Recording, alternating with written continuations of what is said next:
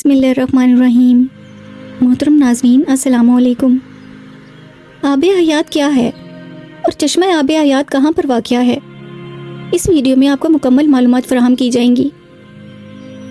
आब हयात वो पानी है जिसके बारे में कहा गया है कि उसका एक कतरा पी लेने वाला इंसान ता क़यामत ज़िंदा रहेगा।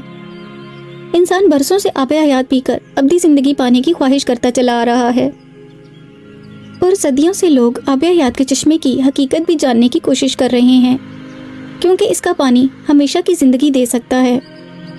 जब इंसान किसी चीज़ को पाने की जुस्तजू और कोशिश करता है तो कुदरत इसकी ख्वाहिश की तकमील में मददगार बन जाती है। आब हयात के हकीकी हसूल का वाक़या दरअसल एक अजीम बादशाह ज़ुल्करनैन और हज़रत ख़िज़र अलैहिस्सलाम के साथ मंसूब है।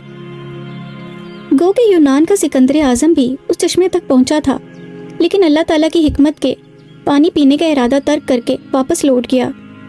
ज़ुल्करनैन, अस्कंदर ज़ुल्करनैन और अस्कंदर कबीर एक ही शख्स के नाम हैं।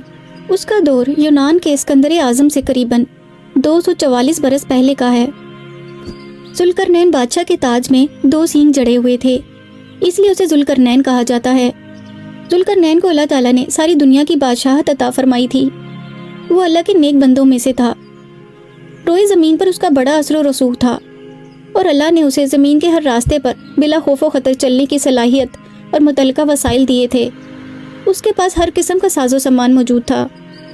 हज़रत इब्राहीम अलैहिस्सलाम और हज़रत इस्माईल अलैहिस्सलाम जब काबा शरीफ तामीर फरमा रहे थे तो पूरी दुनिया के बादशाह ज़ुल्करनैन का गुज़र वहाँ से हुआ।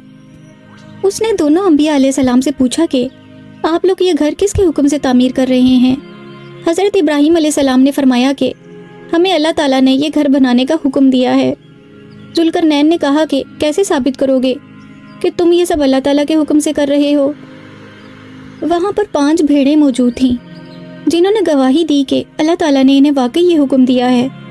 ये सुनकर ज़ुल्करनैन ईमान ले आया और बाद में उसने हज़रत इब्राहीम अलैहिस्सलाम के साथ बैतुल्लाह शरीफ का तवाफ़ भी किया। ज़ुल्करनैन ने अपनी सल्तनत यानी सारी दुनिया के तूलो अर्ज़ में सफ़र किया। हज़रत ख़िज़र अलैहिस्सलाम ज़ुल्करनैन बादशाह के खालाजाद भाई थे। आप नौजवान थे और बादशाह के मावन, वज़ीर और दौरान सफ़र रहनुमा की हैसियत से उसके साथ रहते थे। हज़रत ख़िज़र अलैहिस्सलाम हज़रत साम बिन नूह अलैहिस्सलाम की औलाद में से हैं। आपका दौर हज़रत इब्राहीम अलैहिस्सलाम के दौर के फौरी बाद का है। हज़रत ख़िज़र अलैहिस्सलाम को हज़रत मोहम्मद सल्लल्लाहु अलैहि वसल्लम की ज़ियारत का शर्फ भी हासिल हुआ, इसलिए आप सहाबी भी हैं। ज़ुल्करनैन बादशाह सफ़र और मुहिम जोई का शौकीन था। एक दफ़ा ज़ुल्करनैन बादशाह ने ज़मीन के इंतहाई मगरिब में वहाँ तक सफ़र किया जहाँ सूरज गुरूब होता है। उस सफ़र में वो मगरिब की तरफ रवाना हुआ तो जहाँ तक आबादी का नामो निशान था वो सब मंजिलें तय करके एक ऐसे मुकाम पर पहुँचा जहाँ पर सूरज गहरे दलदल में डूबता हुआ दिखाई देता था। ज़ुल्करनैन ने वहाँ पर मौजूद एक काफिर कौम को कई साल की तरबियत से राह हक पर चलाया। उसके बाद ज़ुल्करनैन बादशाह ने ज़मीन के इंतहाई मशरिक में जाने का इरादा किया। उसने सुन रखा था कि हज़रत साम बिन नूह अलैहिस्सलाम की औलाद में से एक शख्स चश्मा हयात का पानी पीकर उम्र दराज पाएगा। सफ़र शुरू करने से पहले उसने उस इलाके के दानिशवरों को जमा किया और उनसे सवाल किया कि क्या तुम्हें मालूम है दराजी उम्र किस तरह मुमकिन है। उनमें से एक दाना शख्स ने कहा कि मुझे हज़रत आदम अलैहिस्सलाम का वसीयतनामा देखने की सआदत हासिल हुई है। उसमें बताया गया है कि अल्लाह ताला ने एक ऐसा चश्मा कोहे काफ के तारीक इलाके में पैदा फरमाया है जिसका पानी दूध से ज़्यादा सफ़ेद, बर्फ़ से ज़्यादा ठंडा, शहद से ज़्यादा मीठा, मक्खन से ज़्यादा मुलायम और मुश्क से ज़्यादा खुशबूदार है। उस पानी में ये खासियत है कि जो इंसान भी उसे पी लेगा उसे मौत नहीं आएगी और वो क़यामत तक ज़िंदा रहेगा। उस पानी का नाम आब हयात है। ये जानकर ज़ुल्करनैन के दिल में चश्मा आब हयात का पानी पीने का शौक़ बेदार हो गया। ज़ुल्करनैन ने दानिशवरों से कहा कि आप लोग भी कोहे काफ की उस तारीक सरजमीन तक हमारा साथ दें।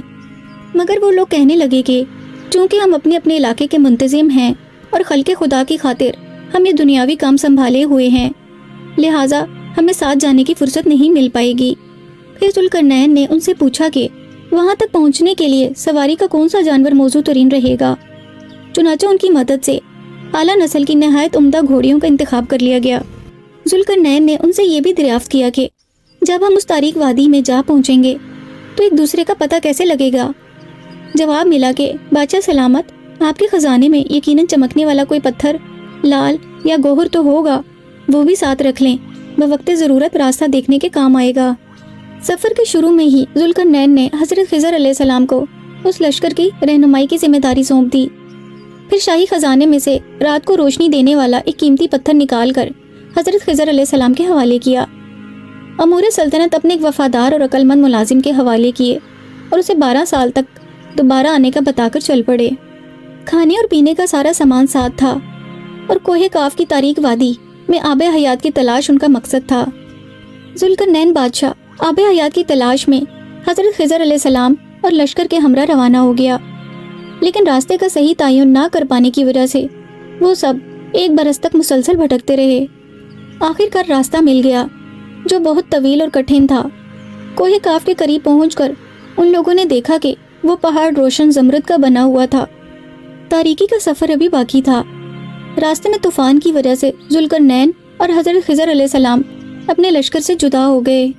بالآخر جب وہ تاریکی کی سرزمین پر پہنچے تو آگے راستہ تلاش کرنے کے لیے ذوالقرنین دائیں طرف اور حضرت خضر علیہ السلام بائیں طرف مڑ جاتے تاکہ مناسب ترین راستہ اختیار کیا جا سکے۔ وہ دونوں پڑاؤ کرتے اور ایک عزم سے راستے کی مشکلات کو دور کرتے ہوئے فاصلے طے کرتے رہے۔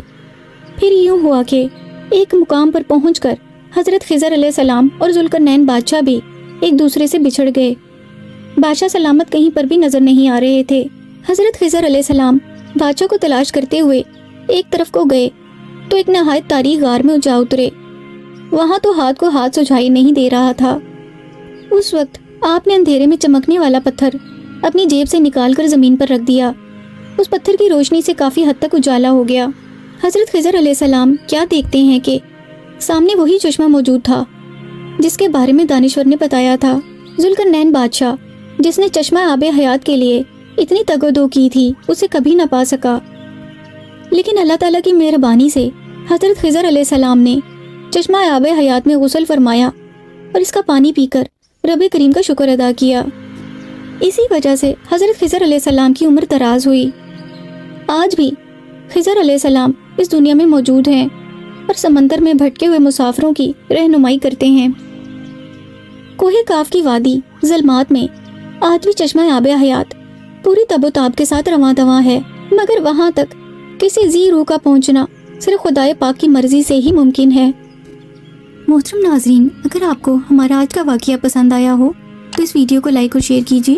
اس طرح کے مزید تاریخی، تحقیقی اور معلوماتی واقعات کے لیے ہمارے چینل اشال اسلامک اسٹوریز کو سبسکرائب کیجیے۔